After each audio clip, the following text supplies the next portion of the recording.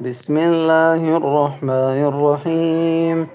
يا بني إسرائيل اذكروا نعمتي التي أنعمت عليكم وأني فضلتكم على العالمين. واتقوا يوما لا تجزي نفس عن نفس شيئا ولا يقبل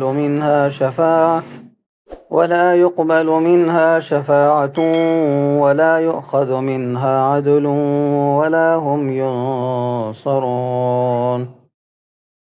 وإذ نجيناكم من آل فرعون يسومونكم سوء العذاب يذبحون أبناءكم ويستحيون نساءكم وفي ذلكم بلاء من ربكم عظيم.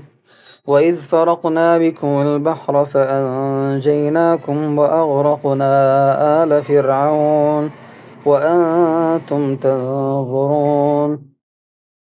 وإذ واعدنا موسى 40 ليلة ثم اتخذتم العجل من بعده وأنتم ظالمون. ثم عفونا عنكم من بعد ذلك لعلكم تشكرون.